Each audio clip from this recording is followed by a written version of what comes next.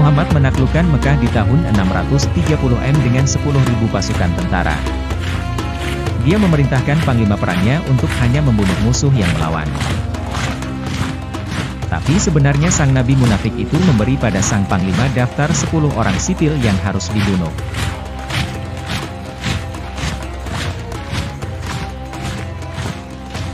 Temukan 10 orang ini, dan bunuh mereka.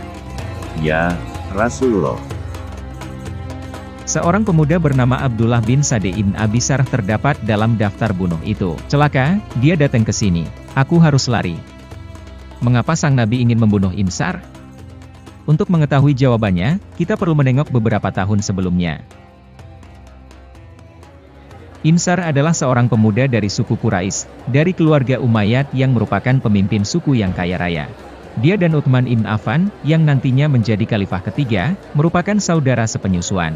Mereka sewaktu bayi disusui oleh wanita yang sama. Insar yakin bahwa Muhammad adalah nabi asli. La ilaha illallah, Muhammadur Rasul Allah. Tiada Tuhan selain Allah, Muhammad adalah Rasul Allah. Dia lalu menjadi seorang muslim, dan meninggalkan Mekah untuk tinggal di Madinah. Sekarang aku sudah jadi muslim, aku ingin tinggal bersama nabiku.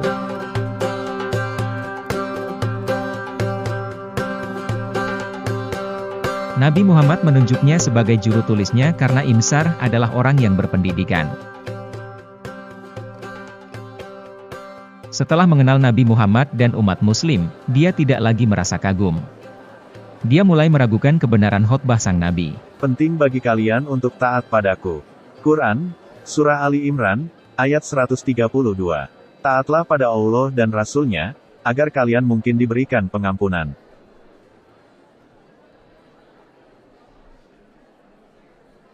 Apakah memang benar begitu? Suatu hari, Nabi Muhammad menyuruhnya menulis sebuah ayat Quran. Tulis Quran, Surah Al-Mu'minun, ayat 14. Lalu kami buat sperma menjadi gumpalan darah. Lalu kami buat gumpalan darah itu menjadi gumpalan daging. Lalu kami buat dari gumpalan daging itu tulang belulang, lalu kami bungkus tulang belulang itu dengan daging. Lalu kami menjadikannya makhluk yang lain. Setelah itu Nabi Muhammad berhenti berbicara.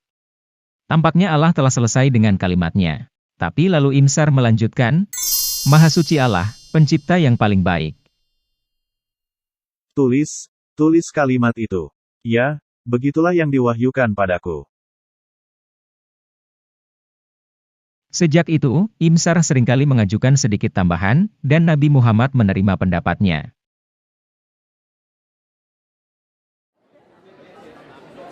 Akhirnya, Insar menyadari bahwa jika ayat-ayat itu memang datang dari Tuhan, maka tiada perubahan apapun yang bisa diterima dari juru tulis. Sekarang aku yakin bahwa Muhammad sebenarnya adalah nabi palsu. Dia hanya mengarang-arang ayat saja di kepalanya. Setelah itu, Insar meninggalkan Nabi Muhammad dan kembali ke Mekah.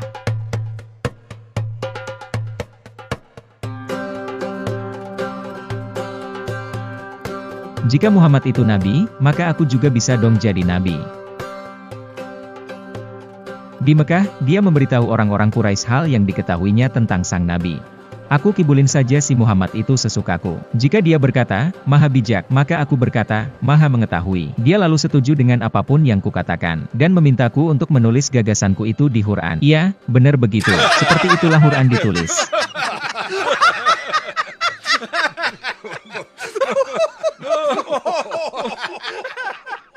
Ketika Nabi Muhammad mendengar hal itu, dia jadi sangat jengkel.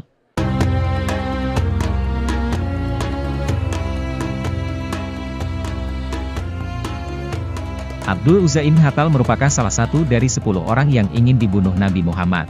Di masa lalu, Ibn Khattal menjadi mualaf dan memeluk Islam. Nabi mengubah namanya menjadi Abdullah atau budak Allah. Setelah dia murtad meninggalkan Islam, dia mengubah namanya kembali menjadi Abdul Uzza atau budak Al-Uzza, yang adalah Dewi Quraisy. Itu dia, itu Ibn Khattal. Bunuh dia. Astagfirullah, bahaya nih.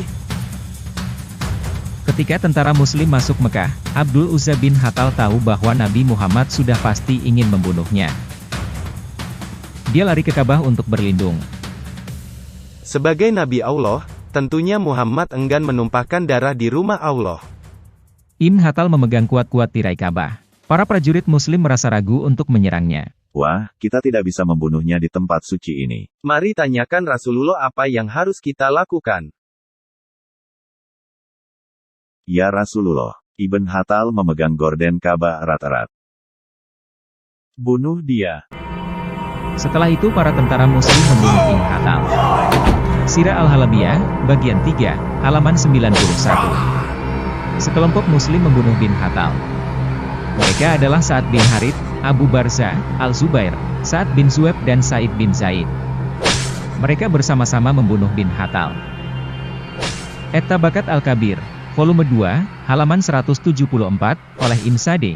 Sesungguhnya Nabi Allah memerintahkan pada pengikutnya di hari kemenangan untuk membunuh Ibn Abisar, Fartana Ibn Al-Zibra dan Ibn Hatal. Abu Barzah datang dan melihatnya, yakni Ibn Hatal, memegang erat-erat tirai Ka'bah. Dia, Abu Barzah, menyembelih perutnya sampai terburai. Ketika Insar mendengar tentang kematian Ibn Hatal, dia merasa sangat takut. Nabi palsu itu sudah pasti ingin membunuhku.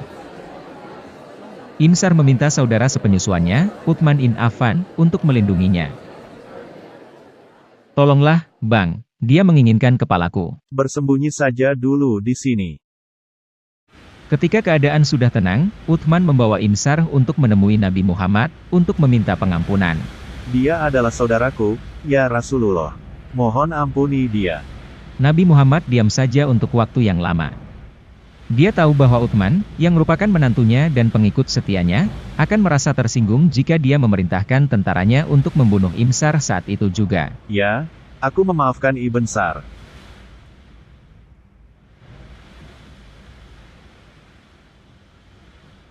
Uthman dan Insar merasa lega, dan lalu mereka pergi.